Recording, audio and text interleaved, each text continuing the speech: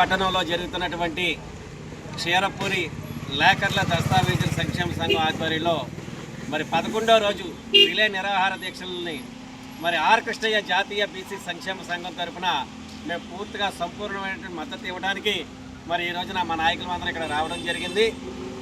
మరి ఏదైతే 150 సంవత్సరాల చరిత్ర కలిగినటువంటి ఈ యొక్క లేఖరి వ్యవస్థకి మరి చరమగీతం పాడాలనేటటువంటి ఉద్దేశం ఏదైతే ఉందో ప్రభుత్వం తక్షణమే దాన్ని ఉపసంహరించుకోవాలని ఆర్ కృష్ణయ్య జాతీయ బీసీ సంక్షేమ సంఘం తరఫున మేము డిమాండ్ చేస్తూ ఉన్నాం. ఎందువల్లంటే ఈ యొక్క లేఖరి వ్యవస్థ మీద ఈ యొక్క పాలకొల్లు పట్టణంలోనే మరి 70 కుటుంబాలు ఆధారపడి జీవిస్తూ ఉన్నాయి. ఈ రాష్ట్ర వ్యాప్తంగా 4 లక్షల కుటుంబాలు ఈ యొక్క లేఖరి వ్యవస్థపై ఆధారపడి జీవిస్తూ ఉన్నటువంటి సందర్భం. మరి మీరు ఈ రోజున కొత్తగా పీపీపీ పద్ధతిని తీసుకొచ్చి మరి యొక్క 4 లక్షల కుటుంబాలను మరి రోడ్ల పాలు చేస్తారా అని మరి ప్రభుత్వాన్ని సూటిగా ప్రశ్నిస్తూ ఉన్నాం. ఇటువంటి సమస్యను మీరు పరిష్కరించకపోగా మరి కొత్తగా ఏవైతే మీరు వ్యవస్థలు తీసుకొచ్చి వీళ్ళ మీద రుద్దాలను చూస్తున్నారు.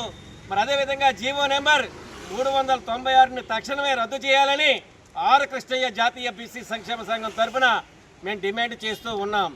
మరీ ముఖ్యంగా ఈ యొక్క పాలకొల్లులోనే మరి 100 సంవత్సరాల చరిత్ర కలిగినటువంటి లేఖరి వ్యవస్థ. మరి ఇటువంటి లేఖరి వ్యవస్థను ఎన్నో కుటుంబాలు మరి ఆనాటి నుంచి నేటి వరకు జీవనాధారమైనటువంటి ఈ యొక్క వ్యవస్థని రద్దు చేయడం అనేది చాలా దుర్మార్గమైనటువంటి విషయం. మరి ప్రభుత్వం కూడా ఆలోచన చేయాలి. ప్రజల పక్షాన నిలబడేటటువంటి లేఖర్లకు మీరు అండగా నిలవాలి తప్ప వాళ్ళు నడ్డి విరిచేటటువంటి జీవాల్ని ప్రవేశపెట్టకూడదని ఈ సందర్భంగా ప్రభుత్వానికి మేము విజ్ఞప్తి చేస్తూ ఉన్నాం, డిమాండ్ కూడా చేస్తూ ఉన్నాం. తక్షణమే ప్రభుత్వం వారి యొక్క 396 జీవోను రద్దు చేసి లేఖర్లకు అండగా నిలవాలని, లేని పక్షంలో మేము కూడా లేఖర్లతో పాటు ఆర్ కృష్ణయ్య జాతీయ బీసీ సంక్షేమ సంఘం రాష్ట్ర వ్యాప్తంగా